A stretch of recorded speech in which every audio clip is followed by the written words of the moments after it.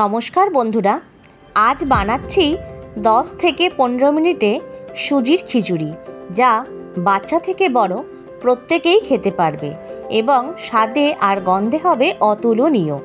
একেবারে কম সময়ে। তার জন্য দুটো আলু টুকরো করে নিয়েছি আর হাফ ফুলকপিকে ছোট টুকরো করে কেটে নিয়েছি আদা আর কাঁচা লঙ্কা।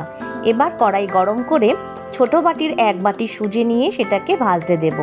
এখানে আমি 3 জনের পরিমাণে সুজি নিয়েছি। আমার চ্যানেলটি এখনো অবধি সাবস্ক্রাইব করা না থাকলে সাবস্ক্রাইব করবার অনুরোধ রইল।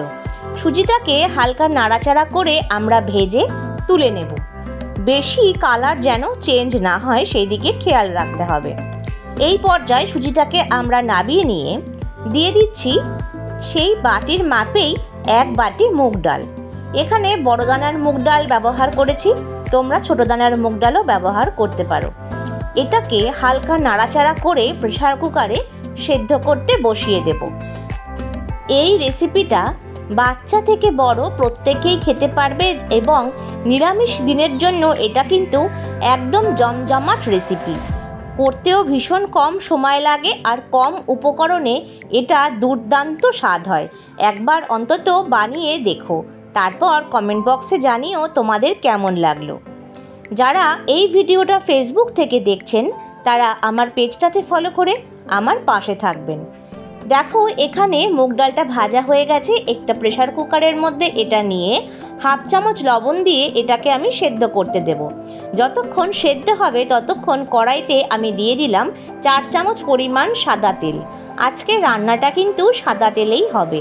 তারপর সামান্য পরিমাণ কাজু আর কিশমিশ দিয়ে এটাকে নাড়াচাড়া করে ভেজে তুলে নেব। এখানে তোমরা চীনা বাদামও ব্যবহার করতে পারো।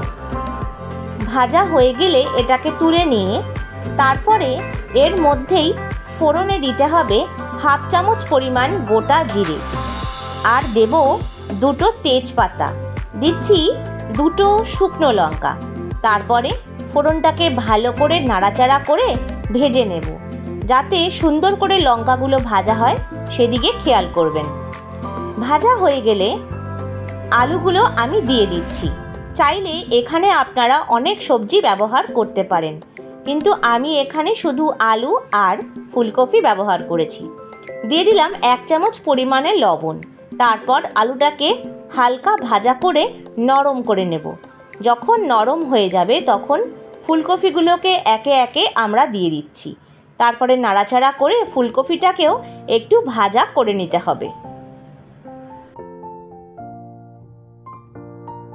আলু আর ফুলকপিটা দেওয়া হয়ে গেলে দিয়ে দিলাম হাফ চামচ পরিমাণে হলুদের গুঁড়ো। তারপরে এটাকে নাড়িয়ে চাড়িয়ে বেশ 3-4 মিনিটের জন্য এটাকে ঢেকে দিতে হবে। 3-4 মিনিট পরে আলু আর ফুলকপিটা একটু নরম হয়ে গেলে আরও কিছুক্ষণের জন্য এটাকে নাড়িয়ে চাড়িয়ে নেব।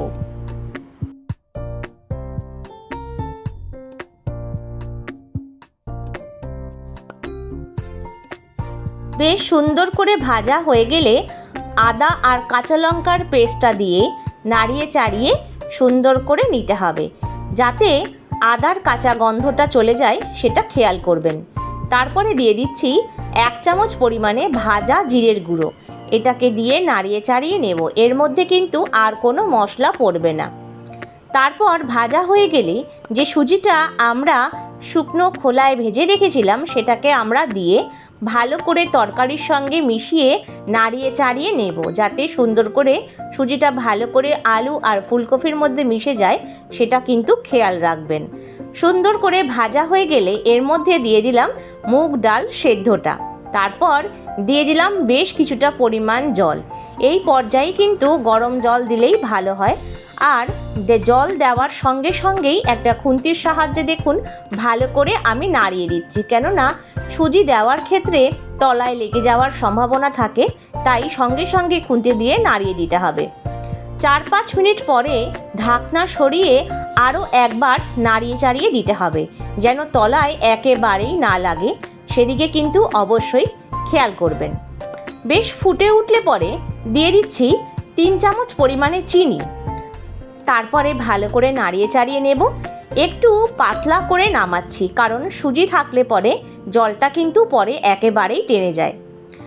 এরপরে আমি দিয়ে দিচ্ছি কাজু আর কিশমিশটা।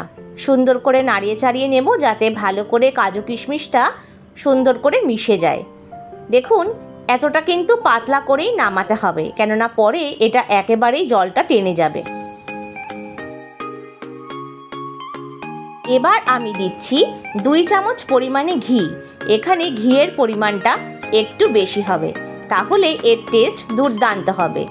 তারপরে ঘিটাকে ভালো করে মিশিয়ে দিয়ে এটাকে আধা ঘন্টার জন্য রেস্টে রেখে দিতে হবে। এই রকম পাতলায় কিন্তু আমরা রেখে দেব এটা। এবার আধ ঘন্টার জন্য আমি ঢেকে দিচ্ছি। 8 ঘন্টা পরে দেখুন এটা পুরোটা সেট হয়ে গেছে। এবার একটা প্লেটে আমরা নামিয়ে নেব। দেখুন এখন কিন্তু কতটা ঘন হয়ে গেছে। আমি এই সুজির খিচুড়িটা সামান্য পরিমাণ বেগুন ভাজা আর বাঁধাকপি আর পাঁপড় ভাজার সঙ্গে সার্ভ করেছি। এটা এত ভালো হয় খেতে, এমনিও খাওয়া যায়। একবার অন্তত আমার কথা শুনে বাড়িতে বানিয়ে দেখবেন। ভিডিওটা ভালো লাগলে লাইক, শেয়ার আর কমেন্টস করবেন। আর যারা আমার চ্যানেলের নতুন বন্ধু তাদেরকে সাবস্ক্রাইব করবার অনুরোধ রইল। আর যারা ভিডিওটা ফেসবুক থেকে দেখছেন তারা আমার পেজটাতে ফলো করে আমার পাশে থাকবেন। প্রত্যেকে ভালো থাকবেন, সুস্থ থাকবেন, অনেক আনন্দে থাকবেন।